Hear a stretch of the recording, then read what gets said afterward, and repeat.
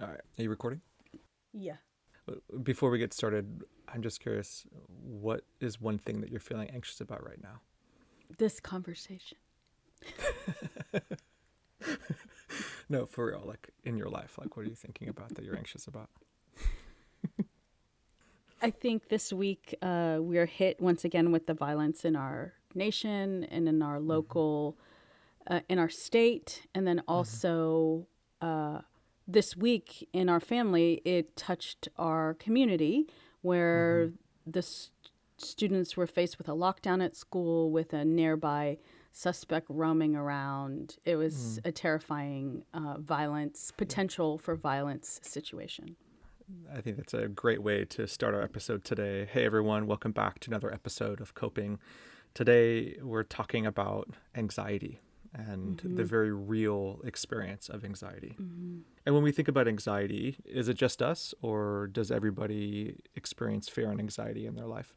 No, I think that we're all struggling with it. There's just different. It's on a continuum and on a spectrum, and so that's what we're talking about today: fear, anxiety, and how to cope.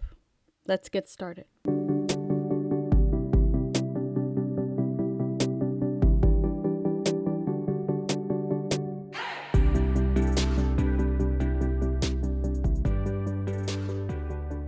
So as we begin our conversation today on fear and anxiety, I think it's important that we understand the relationship between the two. Yeah, definitely. Because the way that we work through these two are different, aren't they? Yeah, exactly. So I did a little bit of looking into the similarities and differences between anxiety and fear. And what's interesting is that we all know that fear and anxiety are words that we often use interchangeably, but they are not the same. They're different. The National Alliance on Mental Illness does a really good job of explaining the differences between the two. They say fear is a reaction to our environment, whereas anxiety is a reaction to our emotions.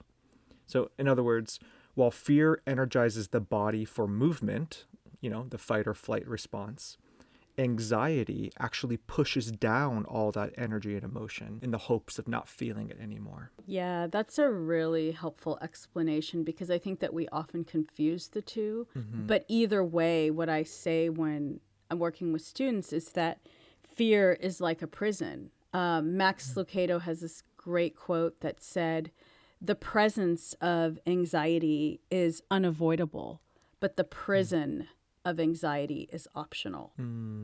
Because so many of us at different moments and times and spaces, daily, weekly, monthly, find ourselves in these prisons.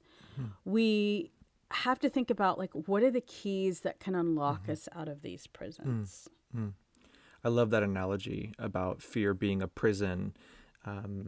And so the experience of fear is something that we can't escape, but the being locked in that anxiety is something that is a choice. So when we think about keys of unlocking this prison of fear, what are those keys? How do we find those keys? Like, what are they? Well, I think it begins with the lies or the myths surrounding fear and anxiety. Like you just talked about the difference between the two, which is first and fundamentally most important to distinguish the two. But then we have a lot of myths about anxiety and fear. And if we understand the lies that we have believed, then that will help us unlock this Right. prison that we are in. Sure. And so the first one that we often wrestle with is the idea that fear is negative and unhelpful. Fear is negative and unhelpful. It's not negative and unhelpful. Actually, it's not, because if we think about even the flight and fight response, it was supposed to show us that there's a trigger or warning sign, an indicator per se of like that something's not right. So like the analogy I use is like if we hear a knock on the door, a rapid knock on the door right now, right away our senses will be like, something's not right. The problem with fear and anxiety is for some of us, we're hearing the knock on the door when there's not a knock on the door, right? So the fear and in and of itself was an indicator or warning sign. It wasn't meant to be something that was negative or unhelpful. It actually is a warning sign that something is and to help us prepare for what's up ahead.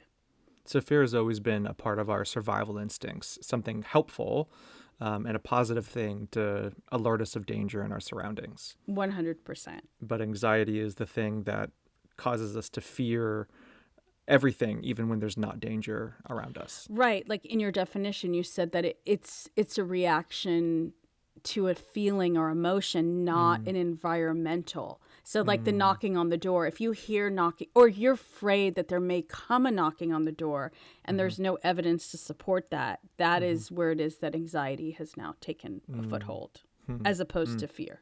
Interesting. And then the second myth that we often struggle with, some of you may out there be saying like I don't struggle with fear and anxiety. Like, I don't know what the big deal is. I have all these people so anxious, panic attacks. Like, you know, you have friends or relatives and you say, well, I don't struggle with it. Well, the truth is that you may struggle with it, as some of us do, in another way, because what I teach there is that fear and anxiety often disguises itself as procrastination or avoidance. I know a lot of people like this who said that they don't struggle with anxiety. What's actually happening there? Why is their anxiety taking the form of something other than that anxious feeling that I know very well? Well, I would say that it probably is just the coping strategy, right? The unhealthy coping strategy is to not, oh, I'm going to have a panic attack, but, oh, right, I'm not going to open my bills. I'm not going to look at the assignment. I'm not going to confront the person that was mean to me. I'm just going to put it off. Denying those feelings, completely numbing yourself out. That's anxiety too.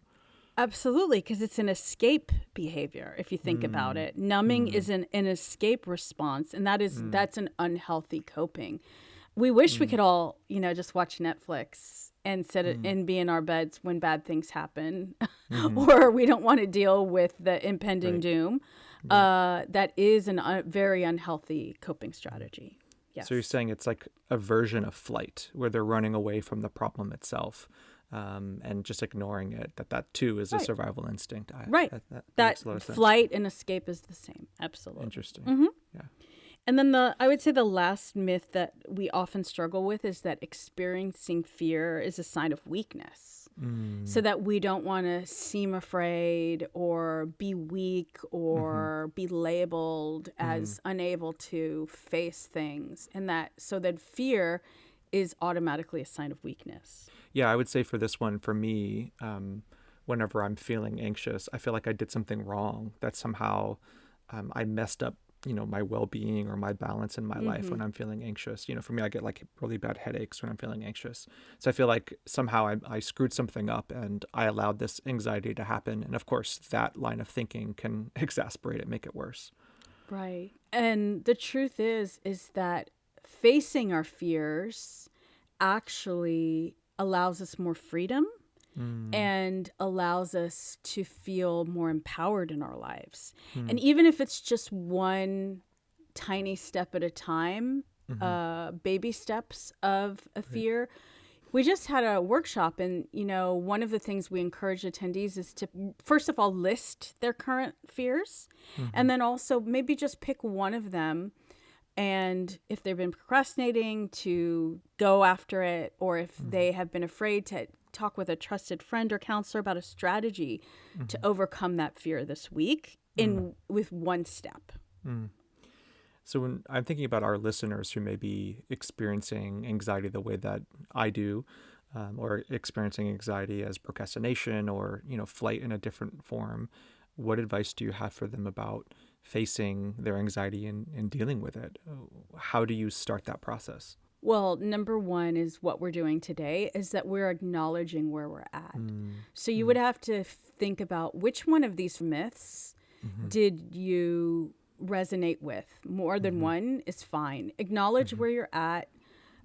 Take the help and support to move forward. And number three would be absolutely 100% no, you're not alone. We're all in this together. We're all facing the highest levels of fear and anxiety that we have ever faced as a nation and country and in the world. Yeah. And I think I would even encourage, knowing as I deal with my own anxiety, sometimes the step before acknowledgement is mindfulness, is taking time to slow down, to stop, to get in tune with yourself, to pay attention to the anxiety symptoms that you're having, you're experiencing, and then from that place, offer that affirmation that, it's okay to feel anxious about this thing, that this is part of the human experience. But mindfulness Mm-hmm. is that really good first step to acknowledging what our really difficult experiences are. Yeah, this reminds me of our Fear Not retreat, where Erica Clausen, who is our spiritual director, presented calming prayer practices Mm-hmm. workshop. And there she offered a guided meditation that was so popular that she was asked to re record it. And Mm-hmm. we're so happy to offer that Mm-hmm. meditation to you now. Yeah, so stay tuned for that guided meditation that's going to be playing next. This is where we say goodbye. So until next time, whatever you may be coping with, blessings to you.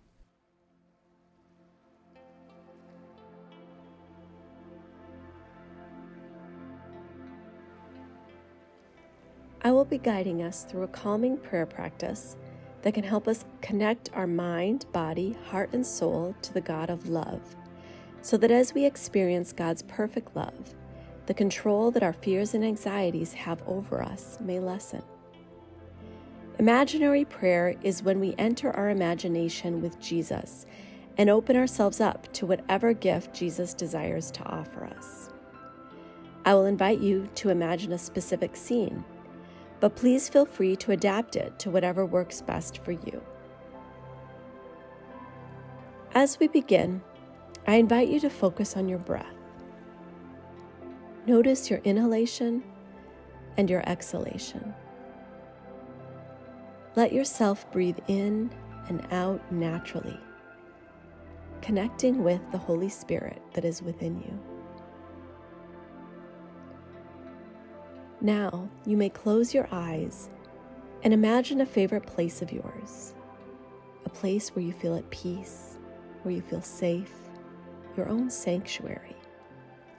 It could be your bedroom, a place outdoors, a real place, or one that exists in your imagination. Enter that place in your imagination. In that place, you feel free. You feel comfort and warmth. You are there now, and you feel peace. You notice that there are 2 chairs, or perhaps a sofa. You sit down alone and in a comfortable position. You hear a knock at the door. Slowly, you get up and go to open the door. You gaze into a tender and direct gaze of another. It is Jesus. Stay in this moment and notice how it feels to have Jesus in front of you right now.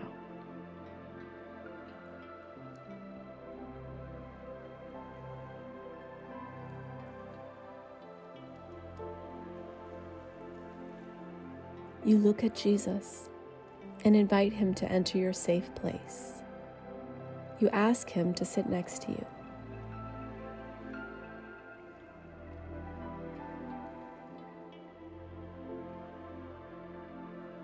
You notice that he is carrying a box.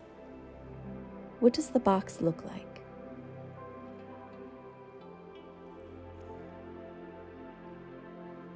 You ask Jesus about the box. Jesus reminds you of a Bible verse that says, "Give all your worries and cares to God, for he cares about you." 1 Peter 5:7. And then Jesus invites you to put all your worries, fears, and anxieties into the box.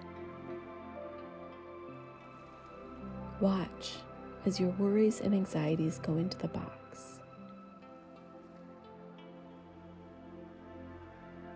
How do you feel as you watch this?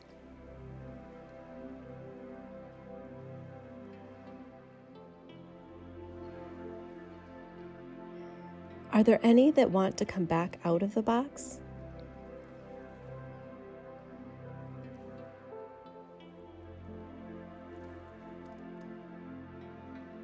Are there any that you would like to talk to Jesus about?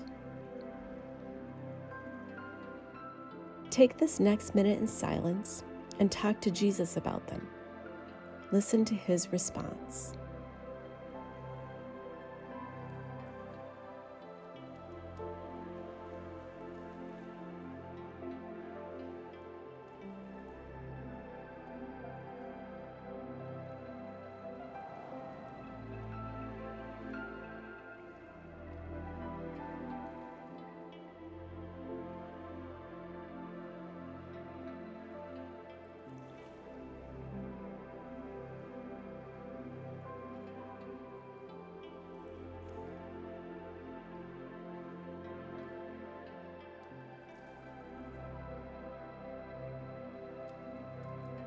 When you are ready, imagine that Jesus closes the box and he is smiling. Even though we know that Jesus is always with us, this prayer time is coming to an end. And so imagine now that Jesus hugs you as he gets ready to leave. What would you ask Jesus for before he leaves? How would you say goodbye to each other?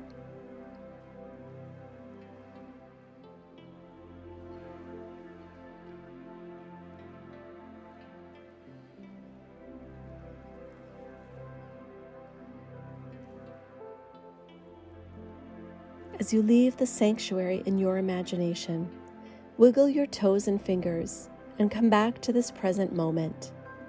Slowly open your eyes and notice that you are here. How are you feeling now? If you have time, I encourage you to pause this recording and take 5 minutes to journal, draw, color, or do whatever that may help you process or savor this time with Jesus. And as we conclude, receive this blessing from Jan Richardson's poem entitled, "Beloved is where we begin." If you would enter into the wilderness, do not begin without a blessing. Do not leave without hearing who you are, beloved, named by the one who has traveled this path before you. Do not go without letting it echo in your ears. And if you find it's hard to let it into your heart, do not despair. That is what this journey is for. I cannot promise this blessing will free you from danger, from fear, from hunger or thirst, from the scorching of sun or the fall of the night. But I can tell you that on this path, there will be help. I can tell you that on this way, there will be rest. I can tell you that you will know the strange graces that come to our aid only on a road such as this, that fly to meet us bearing comfort and strength, that come alongside us for no other cause than to lean themselves toward our ear and with their curious insistence whisper our name, beloved, beloved, beloved. Amen.